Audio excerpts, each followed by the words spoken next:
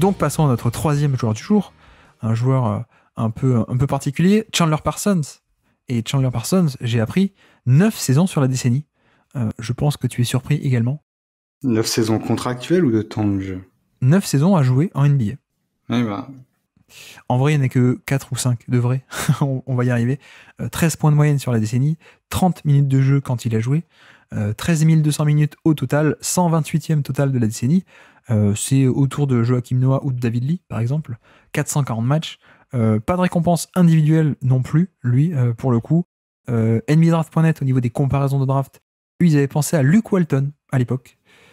Je pense que ça a donné un peu mieux. Un peu mieux. ouais. Pas de comparaison Draft Express et pas de surnom basketball référence non plus. Malheureusement, on est privé de ce petit bonheur. Et donc, son parcours, rapidement, 22 ans au début de notre décennie. Il est, la première année, il est encore à la fac, du côté de Florida. Et donc, il arrive à la draft 2011, deuxième tour, drafté 38e, et par les Rockets. Mais c'est pile le moment où il y a le lockout qui arrive juste après la draft 2011.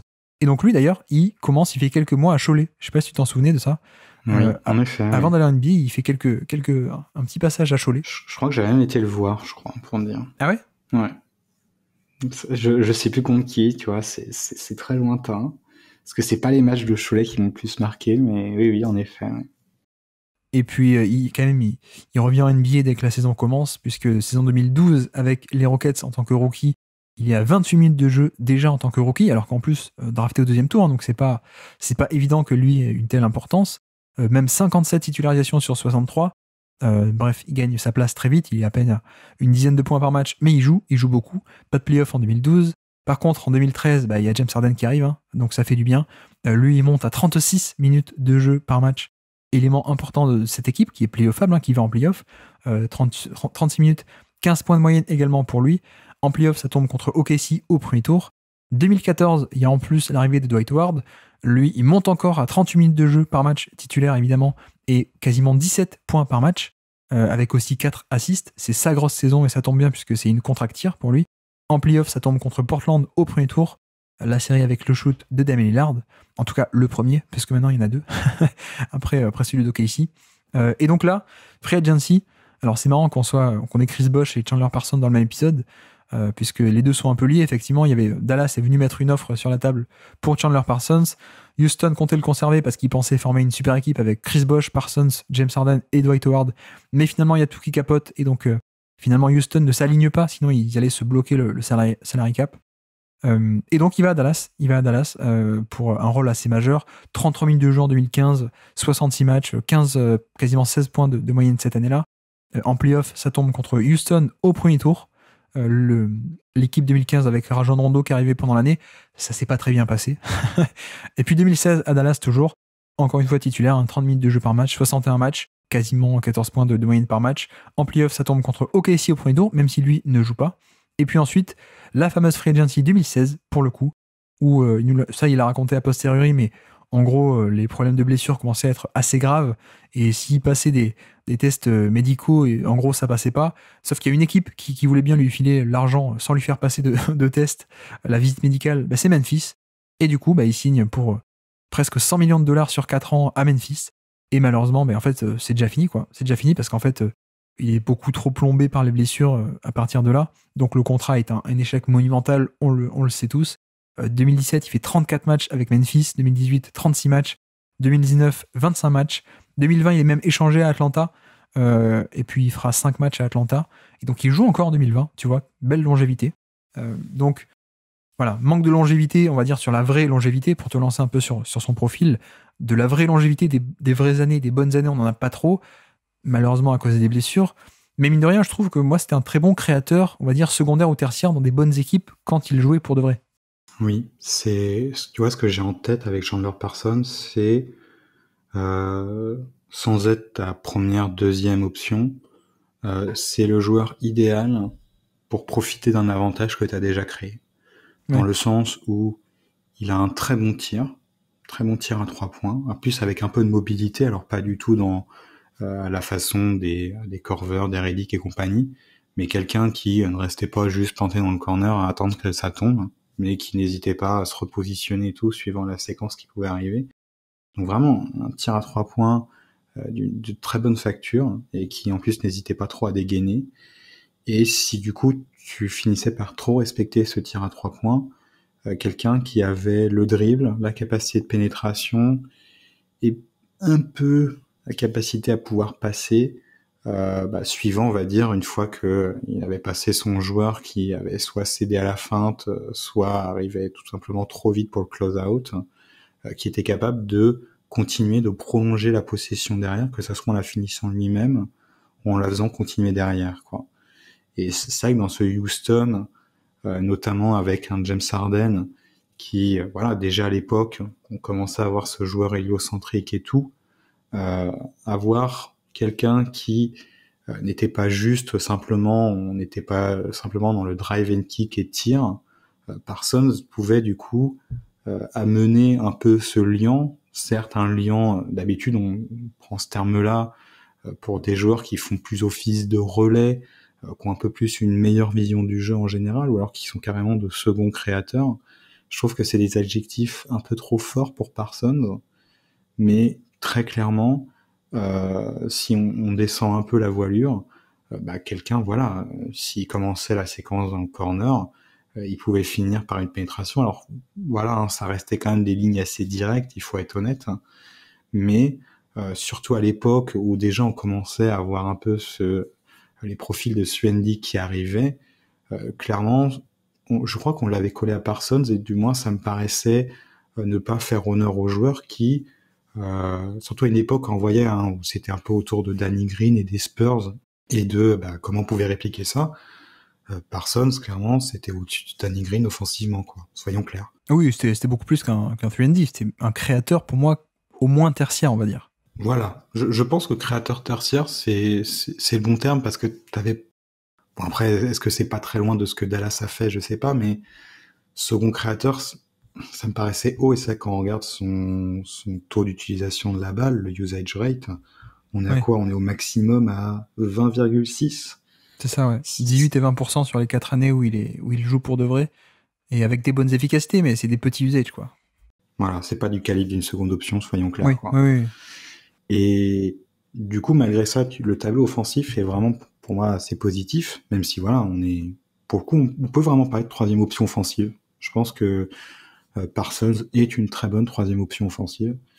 La question que j'ai en tête, c'est qu'est-ce que ça valait vraiment Parsons défensivement? Et ça, pour moi, c'est pas très clair dans ma tête.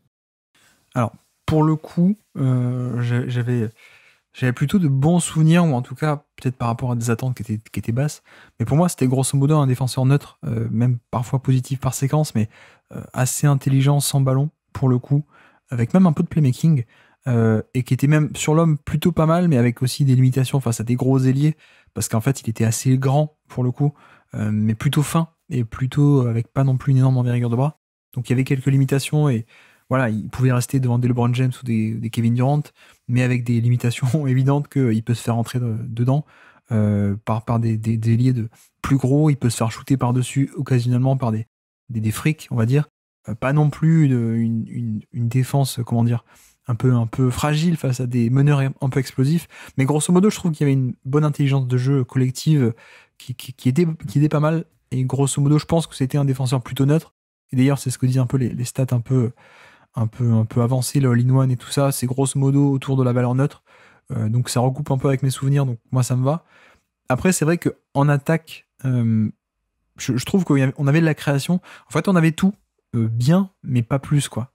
Et c'est peut-être connoté négativement quand je le formule comme ça, mais on va dire que c'était quelqu'un qui pouvait à peu près tout faire, un peu de drive, un peu de pull-up, un peu de passing aussi, même si finalement il a pas tant été que ça à exploiter son passing de création, mais il pouvait un peu tout faire, et c'est ça qui était assez intéressant. Pour moi, c'était le joueur parfait, le troisième ou quatrième option parfaite pour une équipe qui est très compétitive, quoi.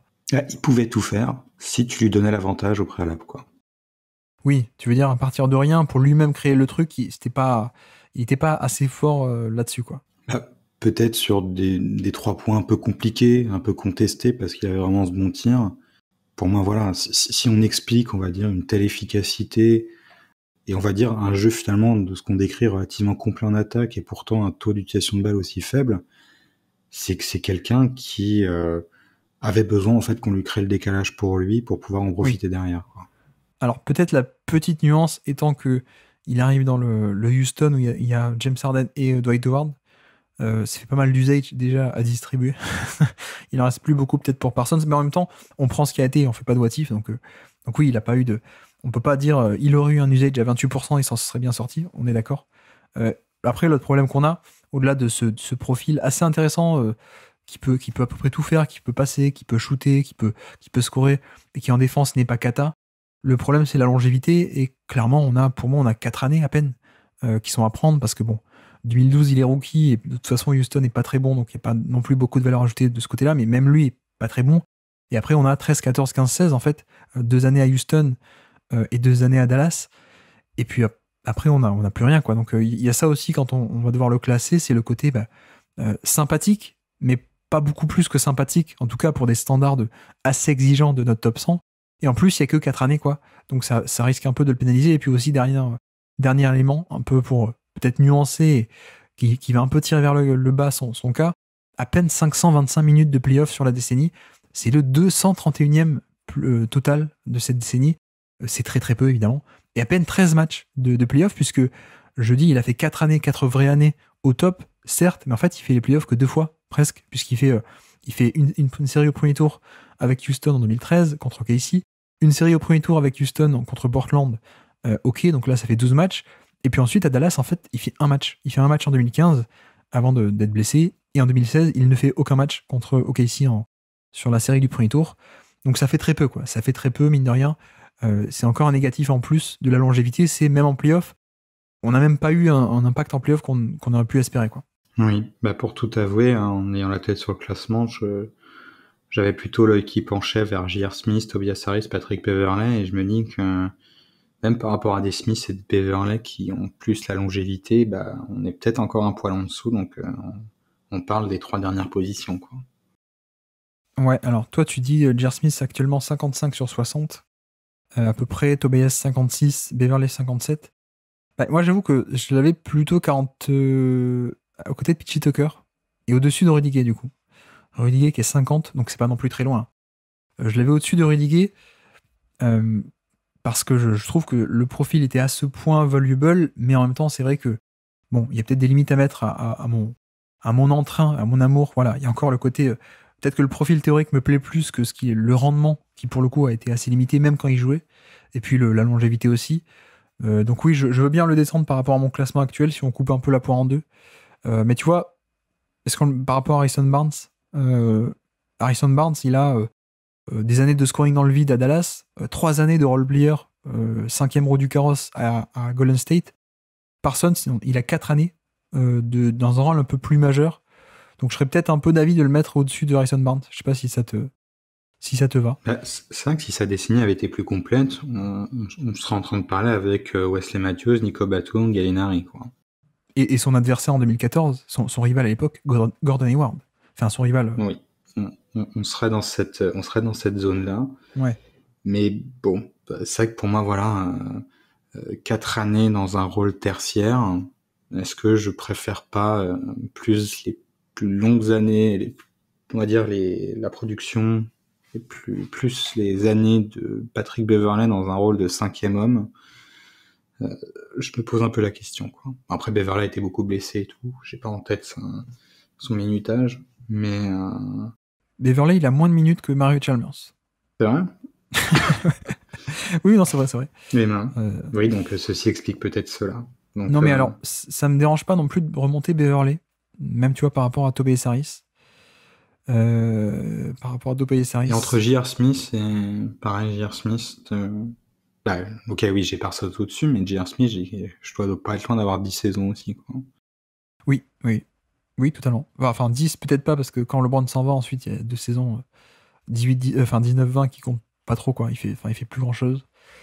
Ouais. J'aimerais bien le mettre au-dessus de Harrison Barnes, mais je comprends aussi ton avis que Beverley devrait être au-dessus aussi, peut-être. De Parsons, je veux dire. Moi, j'ai pas, encore une fois, j'ai pas le minutage de ces joueurs sous les yeux, donc l'explication est peut-être là, mais Bon, tu vois, on parle pour le coup, si je prends Smith et Beverley, on parle un peu de 3&D aussi. Pour le coup, plus 3&D que ne l'était Parsons, mais avec une longévité, pour le coup, qui, je pense, je me trompe peut-être, plus conséquente, quoi. Alors, ce qu'on va faire, pour l'instant, coupons en deux, et pour de vrai en plus, hop, pile au milieu. Je vais le mettre en dessous de J.R. Smith, Ok. et devant Tobias Harris. Parce que tu vois, alors J.R. Smith, ok, mais même Ray Allen, il a 4 saisons, mais il a notamment une saison All-Star à Boston que n'a pas Parsons. Ouais, je sais pas. Est-ce que. Mais en fait, c'est Harrison Barnes qui est trop haut. Peut-être. Allez, je vais prendre Barnes dans le lot, je le reclasse maintenant. On remonterait Allen et J.R. Smith d'une place. On met Parsons et ensuite on met Harrison Barnes juste en dessous. Est-ce que ça te va? Ça me va. Ça te choque pas, en tout cas. Mm. Si ça te choque pas, c'est bon. Ok, alors petit quiz pour finir. Donc justement, c'est un kick dans l'effectif. Kick dans l'effectif de Cholet en 2011. Ouh là là. Non, je rigole. Je plains tes noms. J'aurais pu te donner quelques noms, mais ça aurait été dur. Mais moi, j'aurais été incapable de dire si tu avais juste ou faux. Donc, Ok, d'accord. non, kick dans l'effectif des Houston Rockets 2013. Équipe intéressante qui fait les playoffs pour la première fois, le début du cycle d'un bon Houston. Est-ce que tu es capable de me citer des joueurs de cette équipe assez intéressante? Attends, donc c'est la première année de Harden, hein. Harden est là, effectivement, première année. Ok. Si c'est la première année de Harden, bah du coup, comment il s'appelle avec son shoot bizarre, il est plus là. Il s'est fait changer. Kevin Martin, tu veux Kevin dire. Martin. Kevin Martin, non, il est pas là. Bah, est-ce que Patrick Beverley n'est pas dans l'effectif? Beverley arrive en cours d'année, effectivement. Il devient titulaire en cours d'année. Ouais, il doit venir de Russie, pour le coup. Oui. Ouais. Oui. Laurie est pas là, pour le coup. Non, il est déjà à Toronto. Alors attends, si Laurie est pas là, est-ce que Aaron Brooks est dans le coin? Exactement. Parce que je crois il y a une sorte de succession, je sais pas quoi. Aaron Brooks est là, effectivement. Ok. Le MIP 2010 qui était revenu à Houston, mais il a vraiment un rôle mineur, hein. Enfin, même fait quelques matchs à peine. Non, t'en oublies des majeurs quand même. Est-ce qu'il y a pas Patrick Patterson? Exactement, Patterson est là. Le Jamichael Green d'il y a 10 ans. Le mec, on se disait toujours ça va marcher et ça marche jamais. Est-ce que... Alors attends, il est peut-être déjà pas là, le pivot qui était juste bon à prendre des rebonds offensifs. J'ai plus son nom en tête et je trouve me tromper sur le nom. Mais... Chuck Hayes, tu veux dire? Chuck Hayes, ouais. Non, il est pas là. Pas là. Non, il te manque des titulaires là quand même. Un pivot défensif qui avait été signé à la Free Agency justement. Ah, ils sont déjà là. Omer Asik et Jeremy Lin. Exactement. Et Jeremy Lin effectivement ouais, aussi. Les deux Poison Provision Peel. Ouais. Tout à fait. On avait un shooter argentin passé par Milwaukee notamment. Delfino. Exactement, Carlos Delfino est là. J'aimais bien Carlos Delfino. Ouais. On avait un rookie cette année-là, un jumeau, qui avait un jumeau. C'est lequel des deux Maurice? C'est Maurice. Marcus. Exactement, c'est Marcus Morris qui est là. Markif, je sais plus par qui il est drafté. Markif, c'est Phoenix. C'est Phoenix, ouais, voilà. Et ils se rejoignent à Phoenix très rapidement ensuite. On avait, alors je sais pas si tu l'auras lui, hein, un espèce d'ailier, un ailier hispanophone, je crois, Sacramento-Houston. Je ne le connais pas plus que ça, je sais pas te le décrire. Une sorte de vénézuélien ou je sais plus quoi, là. C'était Francisco Garcia. Ah putain, Francisco Garcia, c'était quoi? C'était Venezuela ou c'était République Dominicaine? Aucune idée. Alors bon, je t'épargne Tony Douglas, je pense que tu l'auras pas deviné. Non. Tony Douglas était par là, Beverley, tu l'as dit. Alors, on n'en avait pas de Chuck Hayes, on avait un autre petit, mais bodybuildé avec des mains énormes et une envergure de bras énorme. Oui, ça sent la continuité de... il était plus là, mais comment qu'il s'appelle des postes 4-5, là, plutôt c'était des joueurs profil poste 5, mais vraiment trop petits, qui étaient de gros rebondeurs. C'est ça, ouais. Mais j'ai pas le nom. Hein. Non, c'était Greg Smith. Ah oui. Greg Smith qui était là. Alors, il y en a que tu peux avoir. Hein. On a un rookie de cette année-là, enfin, drafté 2012, qui faisait partie de l'équipe d'Anthony Davis, qui ensuite a été le poste 4 titulaire de cette équipe des Rockets avec à côté de Dwight Howard. Attends, c'est pas Patrick Patterson? Patterson ne venait pas de Kentucky déjà? Si, mais c'était la génération d'avant, 2010. Ah putain, il y en a eu des... j'ai plus le nom. Il a fait les Pelicans ensuite. C'était un joueur que j'adorais. C'était Terrence Jones. Ouais. Ils se ressemblaient un peu beaucoup. Hein. Poste 4 à l'époque de Kentucky. Pas un deuxième pick de draft, un 5e pick de draft par Sacramento l'année d'Anthony Davis. Mais il fait une finale contre Anthony Davis de NCAA. Thomas Robinson est par là. Un autre intérieur poste bas européen, si je dis pas de bêtises, lituanien. Ah, qui a eu ses problèmes de dos là. Ouais, un faux départ à Détroit. Donatas Motiejunas. Exactement, Motiejunas. Alors là, je suis impressionnant. Bon, et après, on finit avec des James Anderson, l'ancien des Spurs. Dequan Cook était par là. Cole Aldrich aussi. Tiens, t'aurais peut-être pu le deviner celui-là, Cole Aldrich. Et puis c'est déjà pas mal. Ça fait un bon effectif. C'est déjà pas mal.